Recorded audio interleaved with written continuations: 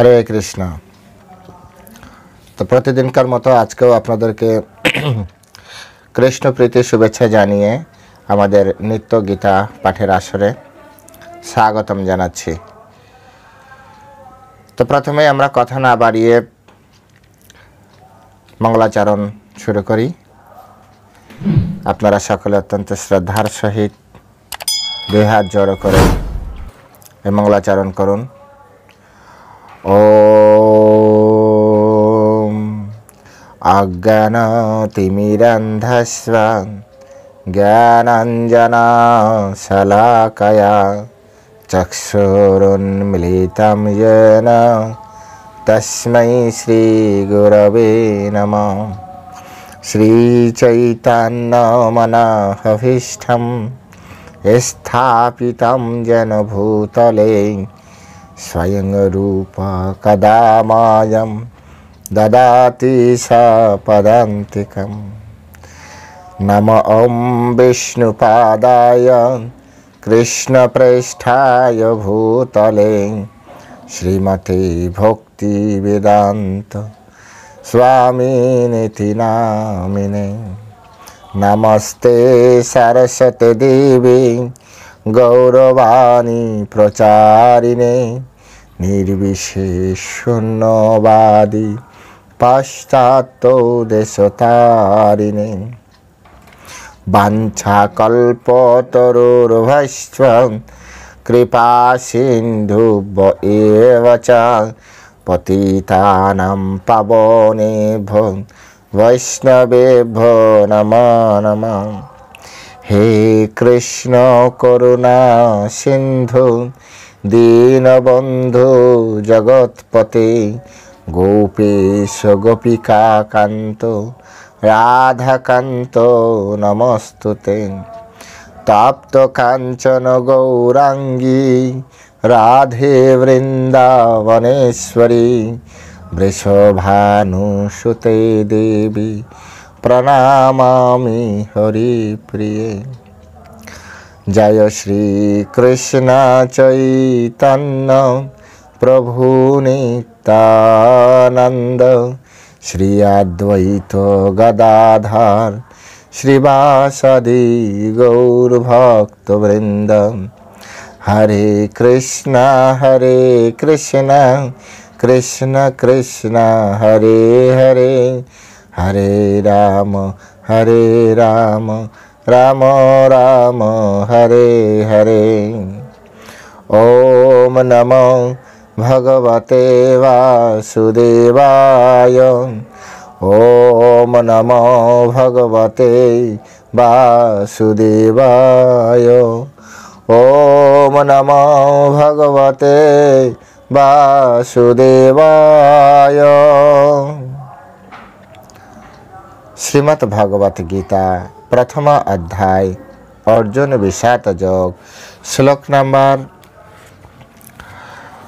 32 থেকে 35। आज আমরা 4টি শ্লোক পাঠ করব। তো প্রথমে আমরা শ্লোক উচ্চারণ করি, পরে আমরা আলোচনা করব।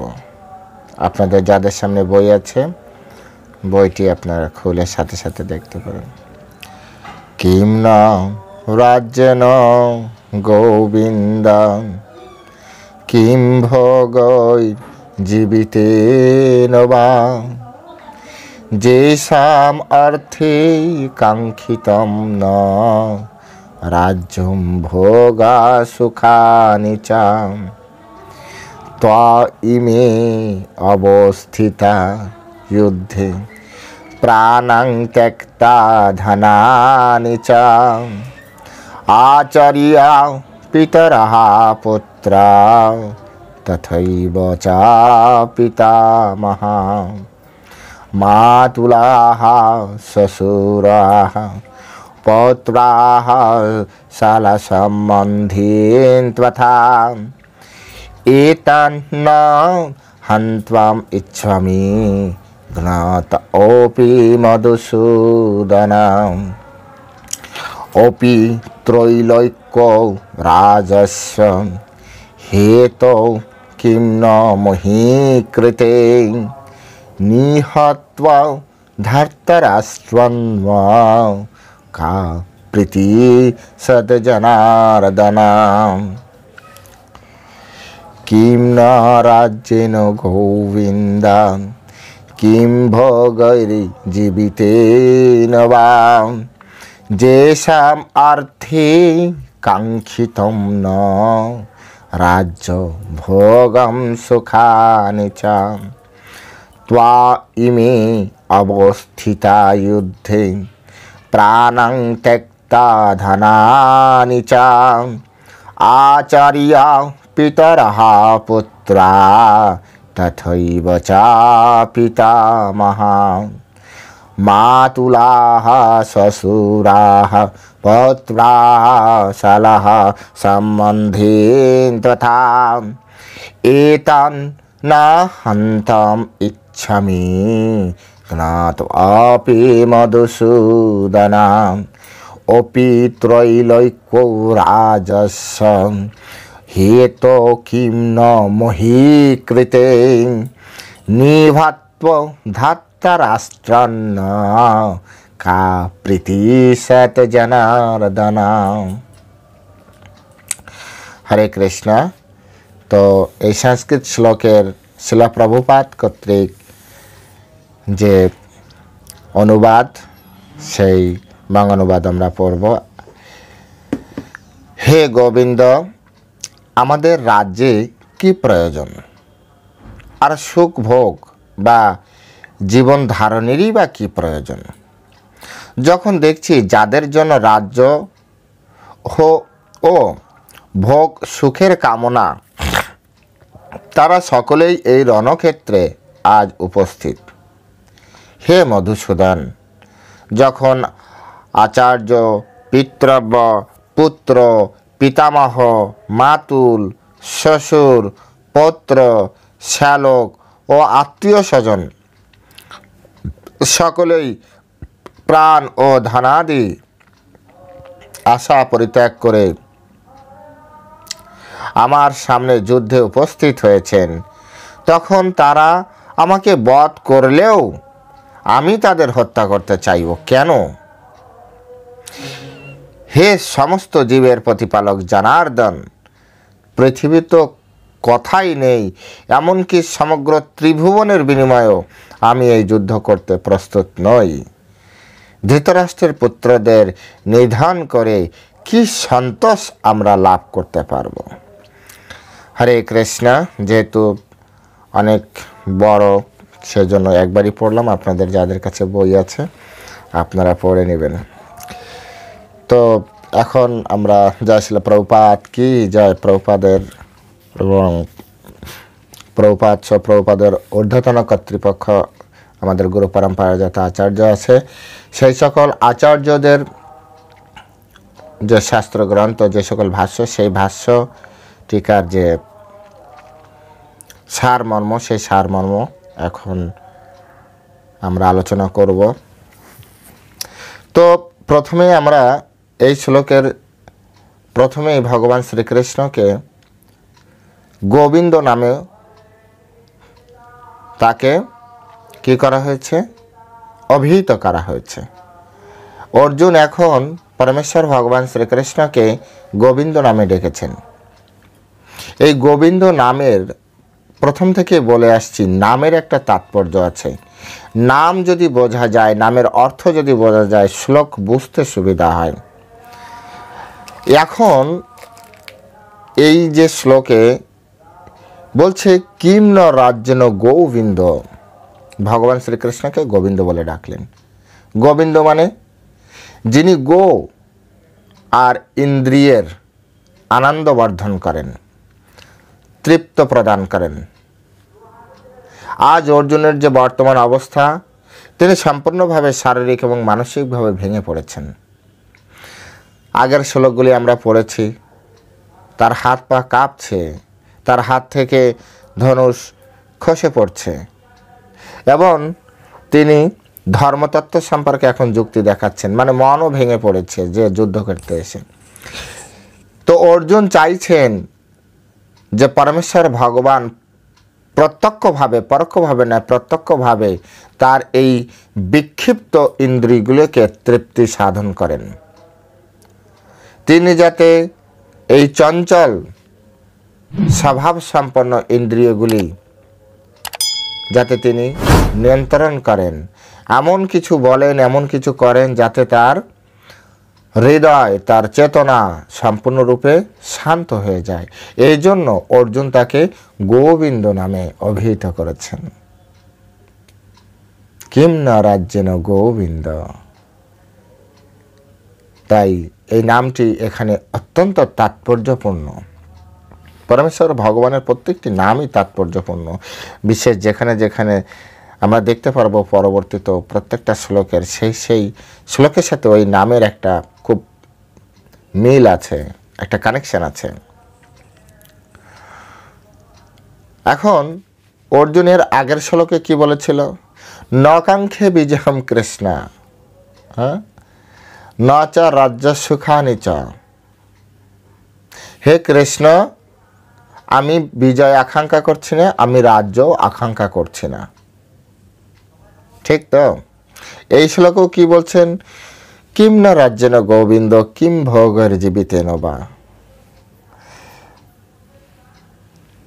তো যদি প্রশ্ন করা হয় যে কেন তুমি রাজ্য আশা করছো না, কেন তুমি ভোগ করতে চাইছো না, প্রশ্ন আসতে পারে কিনা? কারণ এত বড় রাজত্ব তুমি পাবে, আমি তোমাকে এনশিওর করে দিচ্ছি, আমি তোমার সাথে আছি, আর তুমি বলছো আমি রাজ্য চাই না। তো অর্জুন রাজ্য চাই না, সুখ চাই না, ভোগ চাই না, এগুলোর জন্য যুক্তি কি দাঁড় করিয়েছেন? যেসাম অর্থে কাঙ্ক্ষিতাম ন রাজ্যম ভোগা সুখানি চ তহি মে অবস্থিত যুদ্ধে প্রাণাং তিক্তা ধনানি চ।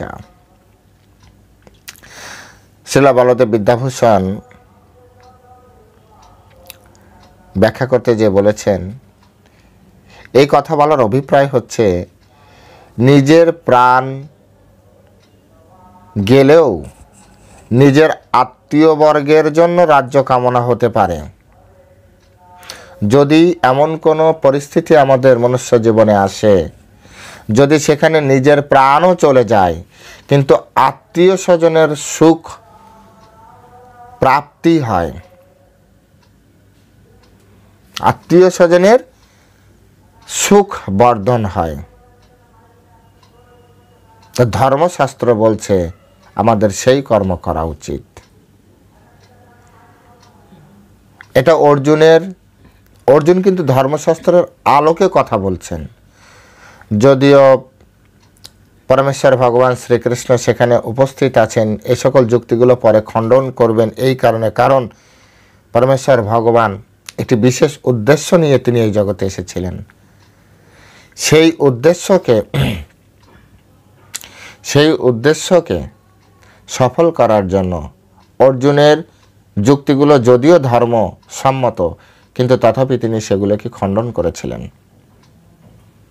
কেউ যদি বলে না অর্জুন বেকার যুক্তি দেখাচ্ছিলেন, তাহলে কিন্তু গুরু পরম্পরাকে অস্বীকার করা হবে।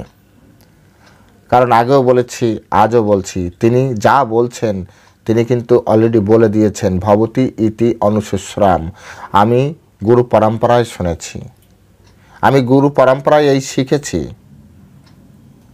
আর অর্জুনের গুরুদেবের সাথে উচিত না যে অর্জুনের গুরুদেব অত্যন্ত দক্ষ গুরুদেব ছিলেন। প্রত্যেকটি গুরুদেব, অর্জুনের অনেক গুরুদেব ছিলেন। আমরা তো সকলে জানি দ্রোণাচার্য অবশ্যই গুরুদেব, কৃপাচার্যের কাছ থেকে শিখেছিলেন। কৃপাচার্য ওনাদের কুলগুরু ছিলেন। পিতামহ ভীষ্ম ওনাকে অনেক স্নেহ করতেন, তার কাছ থেকে নীতি কথা শিখেছেন, তিনিও গুরুতুল্য। ইন্দ্রলোকে যে ইন্দ্রের কাছ থেকে শিক্ষা গ্রহণ করেছেন, স্বয়ং পরমেশ্বর ভগবান কৃষ্ণ তাকে বিভিন্নভাবে বিভিন্ন আঙ্গিকে তাকে অনেক দিন থেকেই শিখিয়েছেন। পাশুপাত অস্ত্র নেওয়ার আগে শিবজি মহারাজকে প্রসন্ন করার জন্য শিবজি মহারাজও অনেক জ্ঞান তার ভিতর প্রদান করেছেন। সুতরাং আমাদেরকে এটা কিন্তু সবসময় মাথায় রাখতে হবে, অর্জুনের যে গুরুবর্গ, মহান গুরুবর্গ, তাই তিনি এরকম কখনোই কোনো মানে এমন কোনো কথা বলবেন না যা বেসলেস, ভিত্তিহীন। তাই আমাদেরকে অর্জুনের আর্গুমেন্টগুলোকে খুব সম্মানের সাথে দেখতে হবে। তো যাই হোক, এ কথাগুলি বলার অভিপ্রায় হচ্ছে যে অর্জুনের যুক্তিগুলো খণ্ডন করা হলেও অর্জুনের যুক্তিগুলো ধর্মসম্মত। অর্জুন কেন যুদ্ধ করতে চাইছেন না? অর্জুন স্পষ্ট করে বলছে, হে ভগবান, হে গোবিন্দ, আমি যে জন্য এই রাজ্য চাইছিলাম, আমরা যে জন্য রাজ্যের যুদ্ধ করছিলাম, রাজ্য প্রাপ্তির উদ্দেশ্য, যে সামর্থ্যে কাঙ্ক্ষিতাম রাজ্য, আজ তো বর্তমান সময় আমাদের ভিতরে এক কথা, বাইরে আর এক কথা। বর্তমান যে সময় চলছে সেখানে মানুষের ভিতরে সবসময় ডুয়ালিটি কাজ করে। মনের ভিতরে থাকে এক কথা, বাইরে বলে আর এক কথা। বলে একরকম তো করে একরকম। ডানে বললে বায়ে যায়, বায়ে বললে ডানে যায়। কিন্তু অর্জুন এরকম ছিলেন না। স্পষ্ট করে ভিতরের কথা বলে দিয়েছেন যে ভগবান যুদ্ধ করতে এসেছি, এটা সত্য, কিন্তু আমি শুধু আমাদের জন্য যুদ্ধ করতে আসিনি তো। যে সামর্থ্যে কাঙ্ক্ষিতাম ন আমাদের রাজ্যম, আমি এই যে রাজ্য চাইছিলাম, ভোগ করতে চাইছিলাম, সুখানি সুখ চাইছিলাম, এটা আমাদের জন্য না। কাদের জন্য? এই আচার্য, পিতর, পুত্র, পিতামহ, মাতুল, শ্বশুর, পৌত্রা, শালা, সম্বন্ধী, লাস্টে বলেন কি সম্বন্ধী, তত যত সম্বন্ধী আছে, আত্মীয় স্বজন, বন্ধু বান্ধব, এর ভিতরে ঢুকে যায়। অর্থাৎ সকলকে নিয়ে তিনি আনন্দ করবেন, এই জন্য ওনারা যুদ্ধ করতে এসেছিলেন। কিন্তু এখন কেন যুদ্ধ করবেন না? দেখছেন, আরে তয়মে অবস্থিত যুদ্ধে প্রাণাং ত্যক্ত ধনানিচা, তারাই এখন আমার সামনে যুদ্ধ করতে এসেছে। তাই বলদেব বিদ্যাভূষণ বলছেন, শাস্ত্র অনুযায়ী অর্জুনের মনোভাব, শাস্ত্র অনুযায়ী, ধর্মশাস্ত্র অনুযায়ী, যে আত্মীয়বর্গের রাজ্য কামনা, যে বলছে নিজের প্রাণ গেলেও আত্মীয়বর্গের জন্য রাজ্য কামনা হতে পারে, কিন্তু সেই বন্ধুবর্গের হত্যা হেতু যুদ্ধের প্রবৃত্ত হওয়া উচিত নয়। নিজের যদি জীবনও চলে যায়, তথাপি আত্মীয় স্বজনের জন্য রাজ্য কামনা করা যায়। অর্থাৎ আত্মীয় স্বজনের সুখ বর্ধনের জন্য যদি নিজের জীবনের সবথেকে বড় দুঃখ কষ্টকে মেনে নিতে হয়, তথাপি ধর্ম নীতি বলছে, ধর্মশাস্ত্র বলছে আমাদের সেটা স্বীকার করা উচিত। বর্তমান সময়ের মানুষ এত সেলফিশনেস হয়ে গিয়েছে, শুধুমাত্র নিজের আত্মতৃপ্তির জন্য মা বাবাকে কষ্ট দিয়ে দেয়, সমাজের মানুষকে কষ্ট দিয়ে যায়, শুধুমাত্র নিজে সুখী হবে। বিভিন্নভাবে আমরা দেখতে পাই, শুধু আত্মতৃপ্তির কথা চিন্তা করে না, মা বাবার সুখের কথা চিন্তা করে না, বন্ধু বান্ধব না, আত্মীয় স্বজনের সুখের কথা চিন্তা করে। তার একটা ডিসিশন, হাজার লোকের চোখের জল বেরিয়ে আসে। অর্জুন বলছে, আজকে আমি যদি যুদ্ধ করি তাহলে এতগুলো লোক মারা যাবে, সুতরাং আমার দরকার নেই রাজ্যের। আর বর্তমান সময়ের মানুষ, তাই এখান থেকে ধর্মশাস্ত্র থেকে আমাদের শিক্ষা নিতে হবে। ধর্মশাস্ত্র হচ্ছে আমাদের গাইডলাইন। আমি আপনি ধর্মশাস্ত্র পড়ব আর তার ঠিক উল্টো জীবনযাপন করব, তা সেটাকে মান্যতা প্রদান করব না। ভালো লাল কাপড় দিয়ে বেঁধে রাখা, না পড়েন উপরে যেতে বলতে পারবেন ভগবান পড়িনি, আর একবার সুযোগ দিন, পরের বার পড়বো আর করব না। কিন্তু ধর্মশাস্ত্র পড়ার পরে বিপরীত কর্ম করা, এটা অনেক বড় অপরাধ।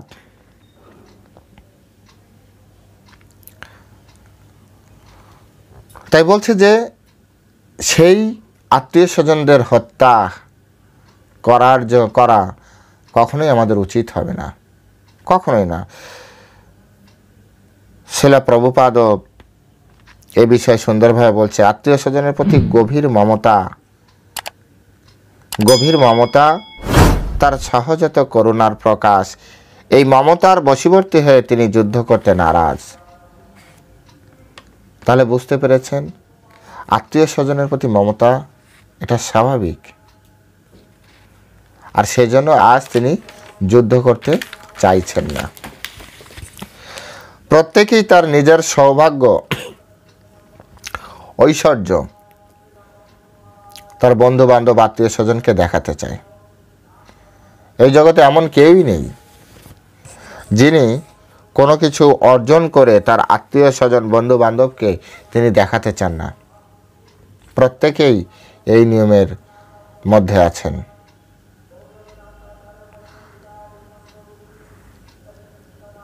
অর্জুন যখন চিন্তা করলেন যে আমি রাজ্য জেতার পরে আমি যখন সুখ ভোগ করব, তখন আমার সাথে সুখ ভোগ করার জন্য কে কে থাকবে। তো প্রথমেই চাই পিতামহ, দেখছে পিতামহ থাকছে না।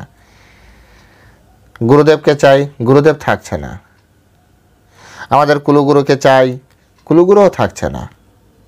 ভাইরা সকলে একসাথে মিলে খাওয়া দাওয়া করব, ঘুরবো ফিরবো, সমগ্র রাজ্য আমরা পরিচালনা করব, ভাইয়েরাও থাকছে না। এই ভীষণ পরিস্থিতি ওই মুহূর্তের ভিতরে অর্জুন কল্পনা করে নিলেন, আরে আমার ছেলে মেয়েরা, আমার ভ্রাতুষ্পুত্র, তারা দেখছে কেউ থাকছে না। হঠাৎ করে ভয় পেয়ে গেলেন। কিসের জন্য হলো? আত্মীয় স্বজনের প্রতি মমতার জন্য হলো, সহজাত করুণা। অর্জুন ভক্ত ছিলেন তো। অর্জুন যেমন একজন ক্ষত্রিয় ছিলেন, যোদ্ধা ছিলেন, তেমনি একজন কোমল হৃদয়ের ভক্ত ছিলেন, অত্যন্ত কোমল হৃদয়ের ভক্ত। পরমেশ্বর ভগবানের প্রিয়জন ছিলেন। পরমেশ্বর ভগবান তাকে বন্ধু বলেছেন। বিচার করে দেখুন, কতটা ভালো হলে পরমেশ্বর ভগবান তাকে বন্ধু বলতে পারে, কতটা পিওর সোল হলে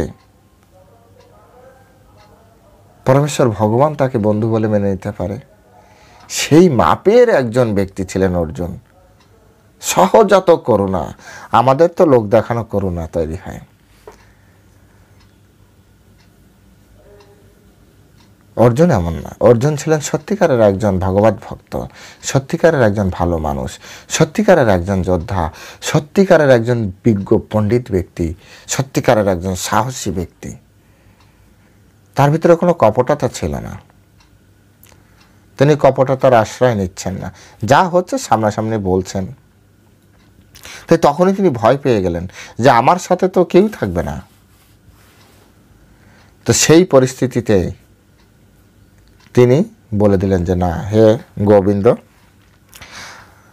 আমার এই রাজ্যের দরকার কি বলুন? সুখ ভোগেরও দরকার নেই, ওরাই থাক, ওরা যেভাবে থাকছে থাক। এটা আমাদের সাধারণ, এমন ভাববে না শুধু অর্জুনের ক্ষেত্রে, এটা আমাদের সাধারণ মানুষের ক্ষেত্রে হয়। আমরা সংসারে, এই যে আমাদের সংসারে মানুষের স্বাভাবিক অবস্থা, আমরাও হিসাব নিকাশ করি কিনা? ভবিষ্যৎ নিয়ে আমরা হিসাব নিকাশ করি না? বলুন আপনারা, করি কিনা? সবাই হিসাব নিকাশ করে। হিসাব নিকাশ করে এমন কিছু একটা চিন্তা ভাবনা করে একটা রেজাল্ট নিয়ে বসে থাকে, কিন্তু কে না জানে যে ভবিষ্যৎ একমাত্র পরমেশ্বর ভগবান শ্রীকৃষ্ণেরই হাতে। আমাদের হাতে, আপনাদের হাতে, কারোরই হাতে নেই। একমাত্র কৃষ্ণের হাতে ভবিষ্যৎ। তথাপি আমরা ভবিষ্যৎ নিয়ে অনেক জল্পনা কল্পনা করি। মিত্রকে শত্রু ভাবি, শত্রুকে মিত্র ভাবি। সেজন্য আমাদের কমসে কম ভক্তদের উচিত পরমেশ্বর ভগবানের এবং ধর্মশাস্ত্রের উপরে নির্ভর করা। আমাদের ধর্মশাস্ত্র চলার পর ঠিক করে দেবে, আর বাকি কৃষ্ণ সব কিছু মেনটেন করবে। যাই হোক, শ্রীল বলদেব বিদ্যাভূষণ অর্জুনের এই যুক্তির বিপরীতে তিনি কি যুক্তি দিয়েছেন?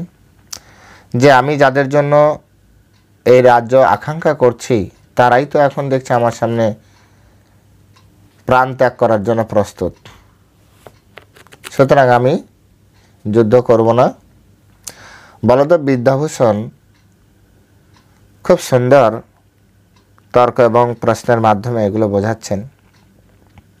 তিনি বলছেন, ঠিক আছে, যদি বলো তুমি দয়ালু, যেহেতু অর্জুন দয়া করছেন, দয়ালু, এই জন্য শত্রুদের তুমি হত্যা করবে না,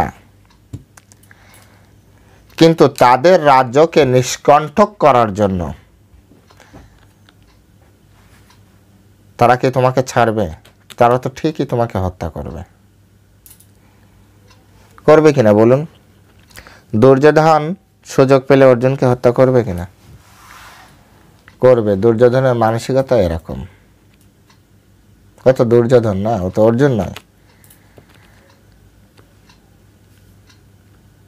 আপনি আমি যতই আমাদের সন্তানদেরকে ভালোবাসি, সে যদি অর্জুন না হয় তো দুর্যোধনের মতো সে আমাদের দুঃখ দিয়ে চলে যাবে, আমাদেরকে বৃদ্ধাশ্রমে পাঠিয়ে দেবে। এর জন্য অর্জুন তৈরি করতে হবে। বলদেব বিদ্যাভূষণ এখানে যুক্তি দিচ্ছে যে তুমি যদি তাদেরকে নাও মারো, তারা তাদের রাজ্যকে অর্থাৎ তাদের ভবিষ্যৎকে সুন্দর করার জন্য পিতামাতার দিকে তাকাবে না, আত্মীয় স্বজনের মুখের দিকে তাকাবে না। জল ঝরে ঝরুক, আমি তো দুদিন সুখে থাকি।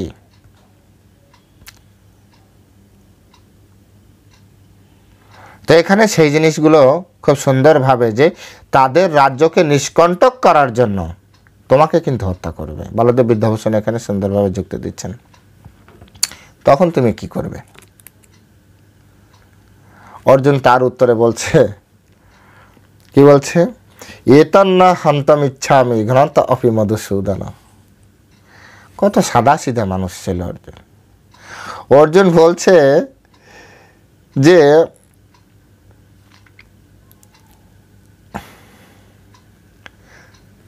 তখন তারা আমাকে বধ করলেও আমি তাদের হত্যা করতে চাইব না।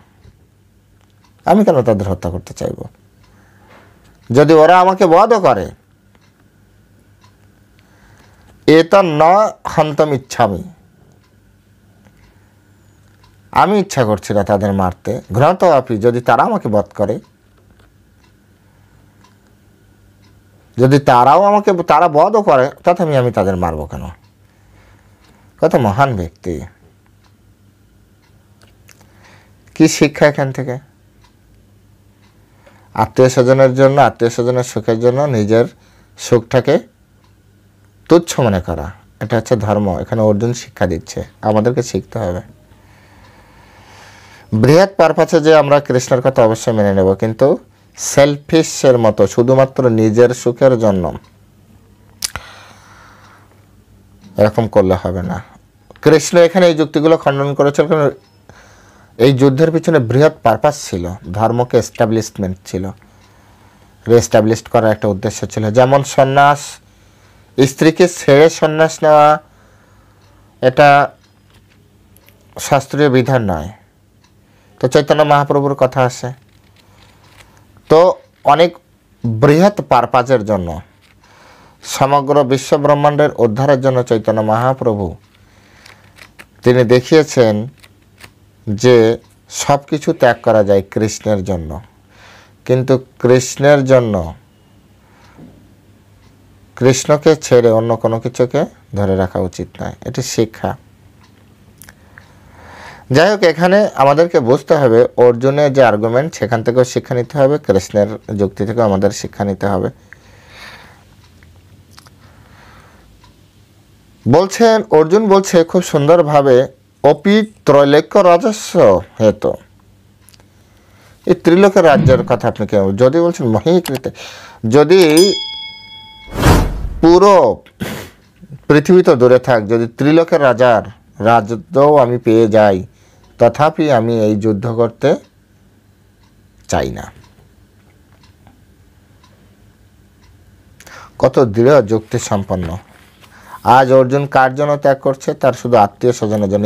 এই জিনিসটা বারবার মাথা রাখতে হবে। এই শ্লোকের এইটি আর তার আগেরটি, এটির মূল উদ্দেশ্য হচ্ছে যে অপরের কথা কতটা আমাদের চিন্তা করতে হবে, তবে যে আপনি অর্জুনের মতো ভক্ত। আর তারপরে যে জীবনে যদি আপনি কখনো ডিস্ট্রেসে পড়েন, যদি কোনো আপনি হতাশায় ভোগেন, আপনি যদি কখনো নৈরাশ্যে, আপনি যদি কখনো ডিসিশনহীনতায় ভোগেন, আপনি যদি কখনো ভুল করতেও চান, সেই দিন কৃষ্ণ আপনাকে রক্ষা করবে। যতদিন না আমি আপনি অর্জুনের মানসিকতা অর্জন না করতে পারবো, ততদিন পর্যন্ত ভগবান কৃষ্ণ আমাদেরকে রক্ষা করতে আসবে না। দুর্যোধনের মানসিকতা থাকলে কৃষ্ণ আপনার আমার পক্ষে কখনো আসবে না। কৃষ্ণ শুধু সেই দিন আমাদের পক্ষে আসবে, কৃষ্ণ শুধু সেই দিন আপনাদের পক্ষে যাবে যেদিন আপনি অর্জুনের মতো মানসিকতা সম্পন্ন হবেন। তাই অর্জুনের মানসিকতাটা একবার বিচার করুন।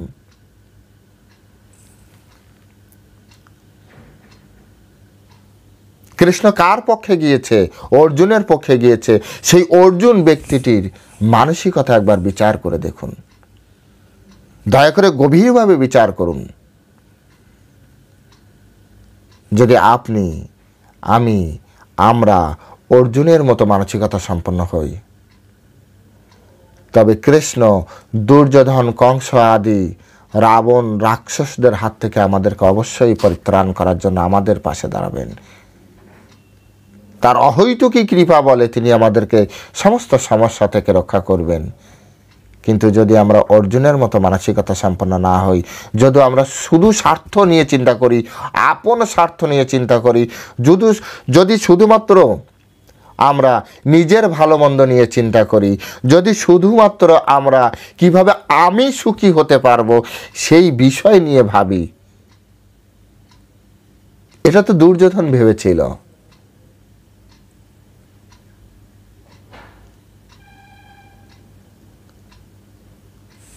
দুর্যোধন এই কথা বলেছিল।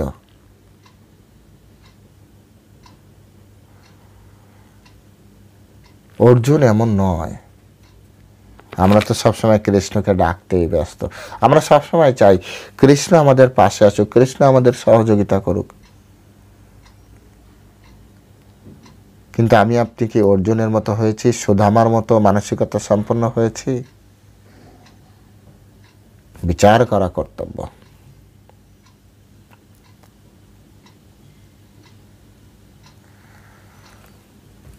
যাই হোক, ছিল বল্লদেব বিদ্যাভূষণ আরও একটি যুক্তিতর্কের অবতারণা করলেন এখানে। ঠিক আছে, অন্য সকলের কথা ছেড়ে দাও, দেখুন শাস্ত্র কিভাবে অনুধাবন করতে হয়। যে ঠিক আছে, তুমি এত লোকদের মারবে না। কারা কারা আছে? আচার্য মানে গুরুবর্গ, পিতৃবর্গ, পুত্র, পিতামহ, মাতুল, শ্বশুর, ঠিক আছে, এত লোক বিপক্ষে আছে, কাউকে মারতে হবে না। কমছে কম তুমি ধৃতরাষ্ট্রের পুত্রদের মারো। ওরা তো তোমাকে কষ্ট দিয়েছে, এটা তো নিশ্চিত, আর সবাই জানি আমরা।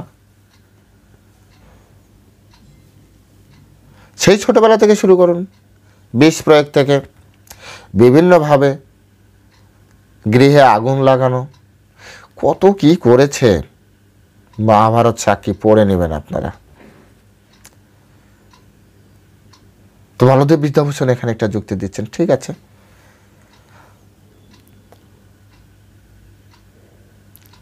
কমসে কম তুমি ধৃতরাষ্ট্রের পুত্রদের মারো, তাতে তো কোনো সমস্যা নেই। কিন্তু অর্জুন বলছে যে না,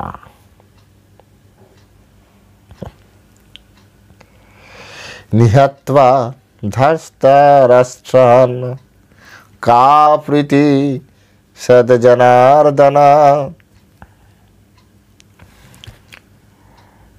অর্জুন কি বলছেন? ধৃতরাষ্ট্রের পুত্রদের নিধন করে কি সন্তোষ লাভ করতে পারবো? হে জনার্দন, এই ধৃতরাষ্ট্রের পুত্রদের আমি যদি হত্যা করি, আমি এমন কি সন্তোষ লাভ করতে পারবো?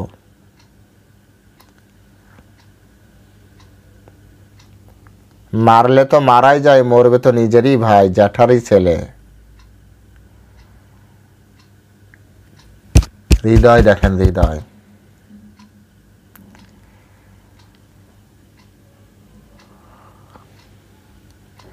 ভগবান কৃষ্ণচন্দ্র গীতার ভিতরে একবার বলেছিলেন না, আমার কোনো প্রিয়ও নেই অপ্রিয়ও নেই। অর্জুন সেরকম গুণ, প্রিয় নেই অপ্রিয় নেই, সবসময় অহম সর্বভূতেষু। কৃষ্ণ বলেছিল না, আমি সমস্ত জীবের প্রতি সমভাবাপন্ন। অর্জুনকে দেখুন, যারা মারতে চেয়েছে তাদেরকেও মারবে না। কি সুখ পাবো?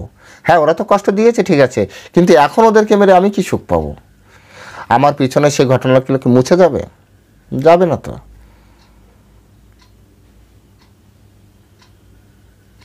মানসিকতা দেখুন অর্জুনের। আমরা অর্জুন হতে চাই না, সবাই চাই কৃষ্ণ আমার বন্ধু হোক। ভাই, আগে অর্জুন হও,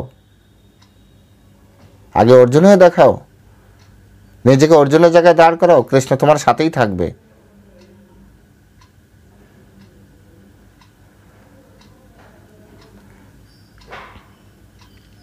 তো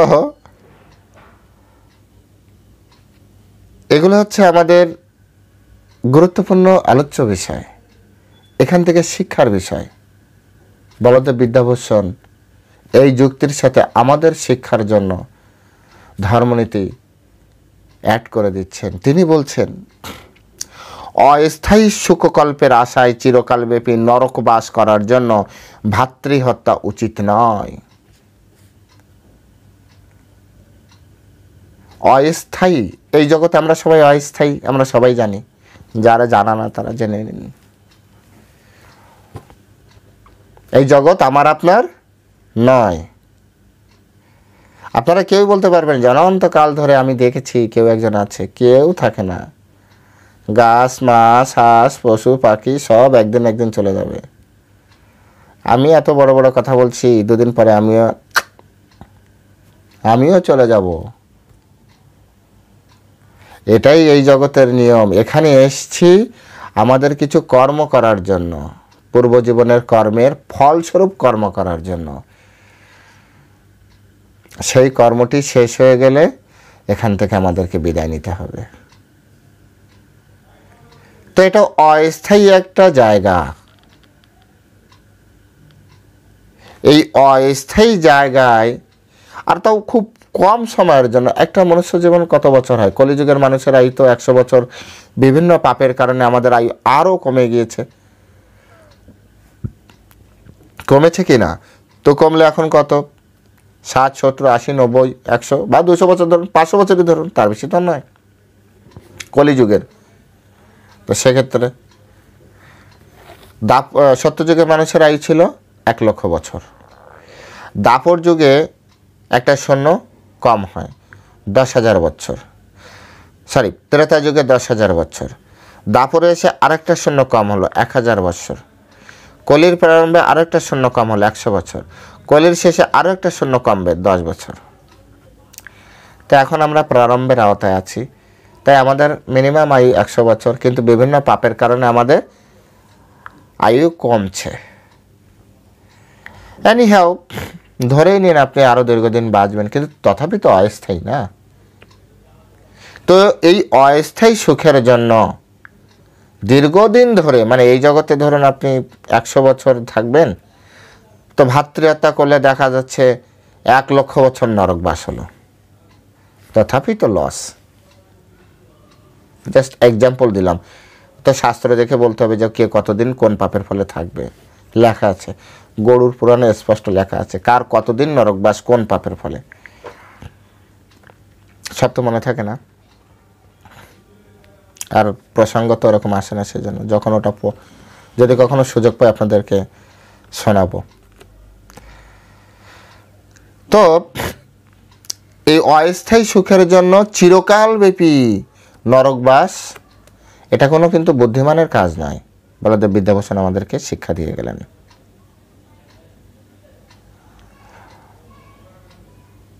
কিন্তু কৃষ্ণ তো নাছোড়বান্দা, কৃষ্ণ তো এই যুদ্ধ করাবেই।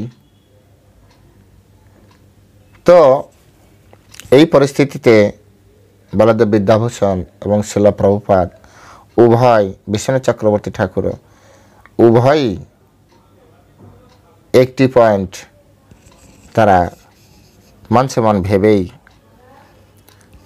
যেহেতু গুরু পরম্পরায় কৃষ্ণের সাথে কানেক্টেড থাকে, তো অর্জুনের মনোভাব বিচার করে যে যুদ্ধ তো হবেই, আর শত্রুপক্ষের নিধন করা, ভগবান বলেই রেখেছে যে আমি তো এদের আগে মেরেই রেখেছি, তোমার কোনো নিমিত্ত মাত্র ভাবা সব্বাসা আছে না, হে তুমি নিমিত্ত মাত্র ভাবো। তখন অর্জুনের মনোভাব এরকম, ঠিক আছে মারতে যদি হয় আমাকে দিয়ে কেন মারাবে, তুমি ভূভার হরণকারী, ভূভার হরণ করার জন্য তুমি এই জগতে এসেছো, তুমি মেরে দাও ওদেরকে, আমাকে দিয়ে কেন মারাবে, এরকম একটি মনোভাব অর্জুনের। এই জন্য অর্জুন কোনোভাবেই বিভিন্ন ধরনের যুক্তি দিচ্ছেন যে নিজের ভাইদের হত্যা করার কোনো প্রয়োজন নেই। এটা হচ্ছে অর্জুনের মনোভাব। এখান থেকে আমাদের শিক্ষা কি? এই শ্লোকের থেকে আপনারা যদি শিখতে পারেন নিজের, দেখুন আমি সবসময় প্রায় মানুষের সাথে কথা বলার সময় বলি, কৃষ্ণ অর্জুনের এই যে ভগবদ গীতা বা কুরুক্ষেত্রের যুদ্ধ, পরমেশ্বর ভগবান শ্রীকৃষ্ণ বলেছেন, তাই এটা আমাদের জন্য ধর্মগ্রন্থ। বাস্তবতা হচ্ছে এটা হচ্ছে দুই বন্ধু অথবা দুই ভাইয়ের কথোপকথন, কারণ ওনারা মামাতো পিস্তাতো ভাই। কৃষ্ণ ছিলেন অর্জুনের মামাতো ভাই, অর্জুন ছিল কৃষ্ণের পিস্তাতো ভাই, পিসির ছেলে। কুরুক্ষেত্র যুদ্ধ হয়েছিল কৌরব পরিবারের মধ্যে জ্যাঠার ছেলে কাকার ছেলে, একটা জমি নিয়ে গণ্ডগোল হলো, একটা রাজ্য নিয়ে গণ্ডগোল হলো, তাই না, সাম্রাজ্য নিয়ে গণ্ডগোল হলো, যেটা তো সম্পূর্ণ ওদের পার্সোনাল বিষয়, কিন্তু সেটা আজ আমাদের ধর্মশাস্ত্র রূপে পরিণত হয়েছে, শুধুমাত্র কৃষ্ণ মাঝখানে ঢুকে আছে। এরকম হাজার লাখো ক্রোড়ো রাজাদের ঘটনা ভারতবর্ষে এসে কালে মিশে গিয়েছে, যা আমরা জানিও না, জানার চেষ্টাও করি না, লেখাও নেই। শুধুমাত্র ভগবান দাপরে এসেছিলেন, কত হাজারো রাক্ষস পৃথিবীতে এসছে গেছে, শুধু রাবণের কথা আমরা জানি, হিরণ্যকশিপুরের কথা জানি, কারণ রাম ভগবানের সাথে তারা জড়িয়ে গেছে। ভগবানের সাথে যে জড়িয়ে যায় তাই মানুষ সবসময় জানে, আর সব কিছু কালের গহ্বরে চলে যায়। কথা হচ্ছে এই কথোপকথন থেকে আমার আপনার কি লাভ হলো, নাকি শুধু আমি পড়ে যাব, আমার আপনার লাভ হতে হবে না? অর্জুন তো জ্ঞান পেয়েছিল, তাহলে এই কথোপকথনে নিশ্চয়ই জ্ঞান আছে কি না? থাকা উচিত, আছে তো অবশ্যই, কিন্তু আমি আপনি কি পেলাম? যদি না পাই তাহলে পড়লাম কেন? অর্জুন লাস্টে এই ভগবদ গীতা শুনে বলবে, এই পরমেশ্বর ভগবানের কথা শুনে বলবে, নষ্ট মহাশ্রুতির লব্ধ তৎপ্রসাদম মায়াশ্চিত স্থিত অস্মি গত সন্দেহ করিষ্য বচনম তব। আমার মোহ নষ্ট হয়ে গিয়েছে, অথচ আমরা গীতা পড়ে মোহিত অবস্থায় আছি।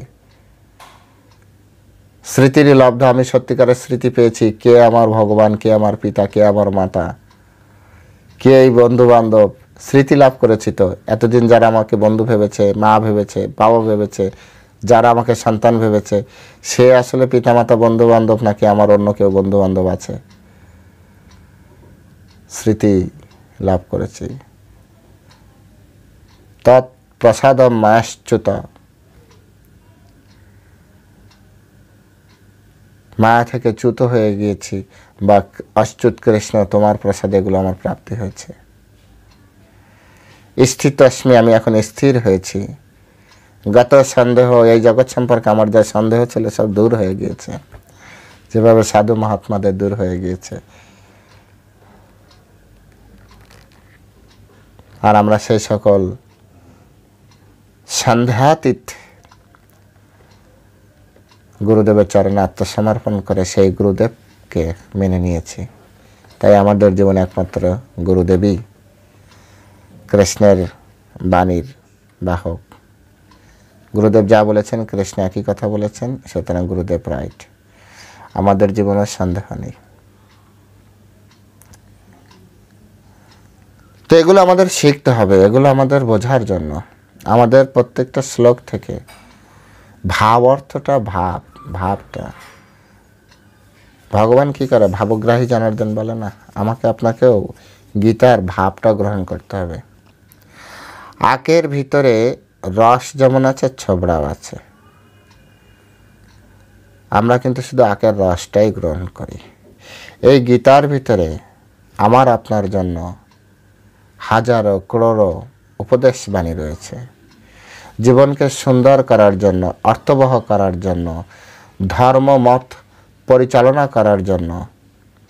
ধর্মমতে পরিচালনা যেটাকে বলা হয়, সেটা শিক্ষা দিয়েছে গীতার মাধ্যমে।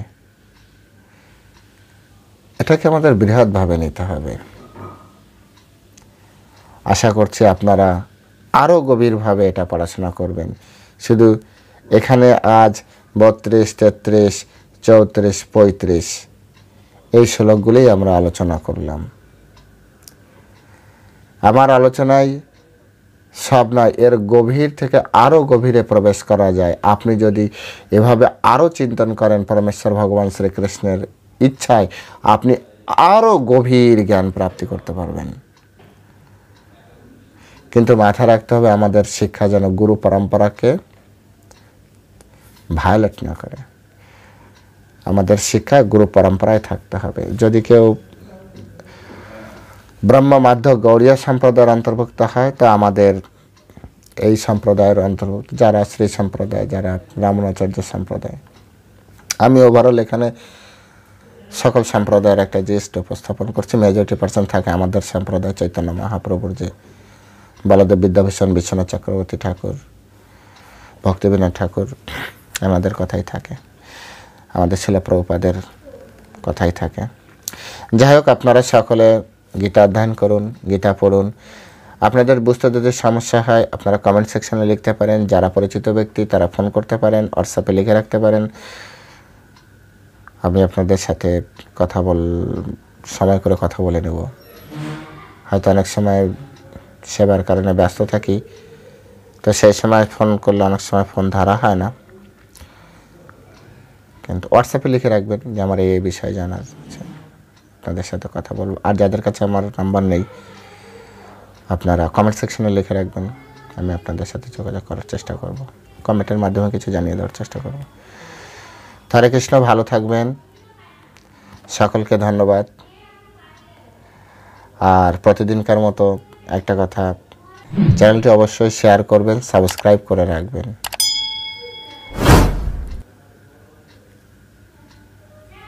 তো ভালো থাকুন আপনারা সকলে, সাথে থাকুন, আর